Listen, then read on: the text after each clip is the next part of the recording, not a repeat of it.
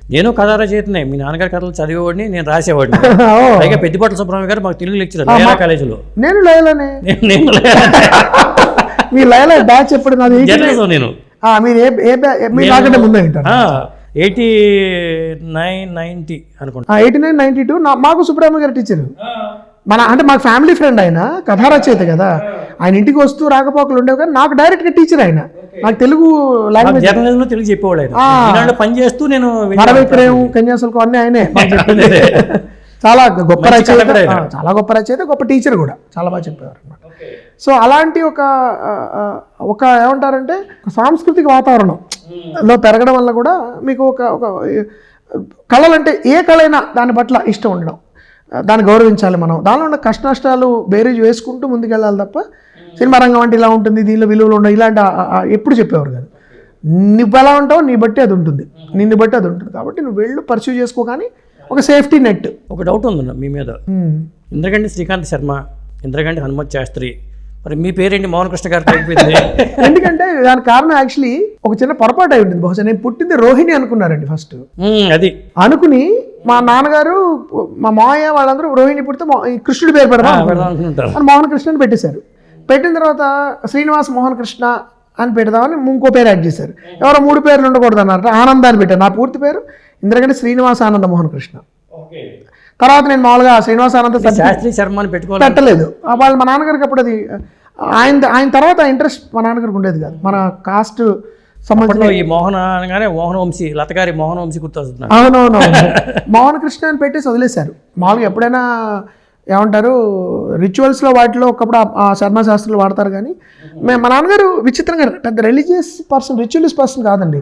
మా నాన్నగారి దృష్టిలో నమ్మకం కూడా వ్యక్తిగతం. ఆయన వ్యక్తిగతంగా కొంత పూజలు పురస్కారం చేసినా మమ్మల్ని ఎప్పుడు చేయమని బలవంతం చేయలేదు. నువ్వు ఇలా చేయాలి, ఇలా ఉండాలి, ఈ శాస్త్రం ఫాలో అవ్వాలి, అలా ఎప్పుడు చేయలేదు. నీ ఇష్టం, నీ జీవితం, నీ ఇష్టం వచ్చినా నువ్వు బతుకు. ఒక్కటే ఏమిటంటే ఎవరి దగ్గర చదువు ఉన్నా, కులాలు ఇవన్నీ అబద్ధాలు. ఎవరి దగ్గర చదువు ఉంటే వాళ్ళకి తలొంచు. నువ్వు చదువు అనేది, జ్ఞాన సంపద అనేది ప్రపంచంలో అన్నిటికంటే గొప్పది. వాళ్ళతో చాలా వినమ్రంగా ఉండు, వీళ్ళని నేర్చుకోవడానికి ప్రయత్నించు. వాళ్ళు ఎవరు, ఏ కులంలో పుట్టారు, ఏ మతం, ఇవన్నీ కూడా శుద్ధ వేస్ట్. 2 నీ నమ్మకం, నీ మతం, నీ దేవుడు, నీ గొడవ. వేరే వాళ్ళ మీద రుద్దొద్దు, నీ మీద ఎవరిని రుద్దనివ్వద్దు. నీ పర్స్యూట్ నీదే. నువ్వు సొంతంగా ఏమైనా తెలుసుకోవాలి తప్ప నేను చెప్తే నమ్మద్దు. ఇవన్నీ మా నాన్నగారు నాకు బాగా చిన్నప్పటి నుంచి అలవాటు చేశారు. అదే నాకు కూడా, మా పిల్లలు కూడా నేను అదే చెప్తున్నాను. మరి ఈ సారంగపాణి జాతకం చేసేటప్పుడు మీరేమైనా జాతకం చూపించుకున్నారా? లేదండి, అసలు నేను అదే లేదు. నేను రీసెర్చ్ చేశాను కొంత జాతకాల గురించి. ఇలా ఇప్పుడు యాప్లు వస్తున్నాయి, ఫోన్లో యాప్లు వస్తున్నాయి, తర్వాత టీవీలో పొద్దున లేవగానే జాతకాలు చెప్తున్నారు, న్యూస్ పేపర్లో ఏదో రాస్తారు. ఇవన్నీ కూడా నేను అంటే ఒకసారి ఏమిటి అసలు ఈ ప్రపంచం ఏమిటి. ఆ తర్వాత ఇప్పుడు కొన్ని కాంట్రవర్సీలు, వేణుస్వామి గారి కాంట్రవర్సీలు వచ్చాయి. ఇవి జరుగుతున్నప్పుడు దాని మీద హేతువాదులకి మిగతా శ్రీనివాస్ గారు వేణుస్వామి లాగా ఉంటారా, లేకపోతే ఎవరు ఇప్పటివరకు చూడనట్టు ఉంటారండి. ఒక కాల్పనిక జ్యోతిష శాస్త్రజ్ఞుని క్రియేట్ చేశాను నేను. కానీ ఒకటండి నాకు అర్థమైంది ఏంటంటే, ఎప్పుడైనా సరే ఎలక్షన్ ప్రిడిక్షన్స్ లేకపోతే ఇలాంటి చెప్పకూడదు. సినిమా తారల పెళ్లిళ్ళ గురించి అవునవును అది చెప్పడం వల్ల ఫెయిల్ అయ్యామనుకోండి, మనల్ని వాళ్ళ సోషల్ మీడియా బాగా ఇంత తీవ్రంగా మాన్యాలు పడతారు. ఏంటంటే కొంత వ్యక్తిగత జీవితానికి సంబంధించిన విషయాలు అవి మనం దాని దగ్గరికి వెళ్ళకపోవడం మంచిది. ఎంతో కొంత ప్రైవసీ అనేది వ్యక్తులకు ఉంటుంది కదా జీవితాల్లో. కాబట్టి అలా నేను చూపించుకోవడం అది లేదు. కానీ ఇలా మీలాంటి వాళ్ళు ఎవరైనా తారసపడినప్పుడు, ఎవరైనా గబుక్కున ఏదో మాట్లాడుతున్నప్పుడు ఒకసారి ఉండండి సార్ అని చేయి తీసుకు చూసేవాళ్ళు ఉంటారు. మీలాగా టక్కని చూసి చెప్పిన వాళ్ళు 2-3 ఉన్నారు. మీ ఇలా ఫలానా ఇదండి ఇలా టక్కుమని మీరు ఇందాక చెప్పినట్టు 2-3 చెప్పారు నాకు. అది నాకు అంటే ఏదో ఉండాలి కదా. లేకపోతే మీరు ఇప్పుడు 4 ఒకే గెస్ చేయలేరుగా. గెస్ వర్క్ మీరు ఏదో ఫ్లూగా చెప్పారు, ఇంకోటి ఎవడో ఫ్లూగా చెప్పాడు, అలా కాదుగా. అదే మాట జాతకాలు చెప్తే చాలా ఆశ్చర్యపోతారు. నాకెందుకంటే నా జాతక చక్రంలో శని కేతువు కలిసి ఉంటారండి. శని కేతువులు కలిసి ఉంటే సన్యాసి యోగం అంటారు.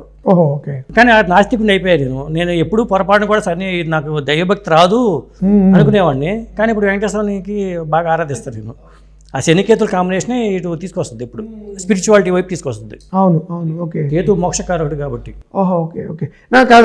మీరు నాకు తీవ్రమైన కాంక్ష ఇప్పుడు మీరు సృష్టించారు. ఇప్పుడు నేను స్టడీ చేయాలి. ఎందుకంటే నేను నమ్మేది ఏంటంటే, ఏ శాస్త్రం, నేను ఇప్పుడు ఈ సినిమాలో అందరూ శాస్త్రం జోలికి వెళ్లకుండా నమ్మకం పెడదారిని పట్టినప్పుడు వచ్చే నష్టం మాత్రమే. అంతేగాని నమ్మకం అనేది నీ వ్యక్తిగతం. మళ్ళీ నమ్మకాన్ని నేను జ్యోతిష్య నమ్మే వాళ్ళందరూ దద్దమ్మలు అట్లా నేను ఎప్పుడు చెప్పట్లా. నా ఉద్దేశం అది కూడా కాదు. బట్ ఏదైనా మనకి విమర్శించాలి దేన్నైనా అన్నప్పుడు ఎంతో కొంత దాని గురించి మనకు అవగాహన ఉండాలి. తెలిసినప్పుడు మీరు ఇది ఎందుకు అది ఎందుకు అనడానికి ఊరికే బయట నుంచి అనకూడదు.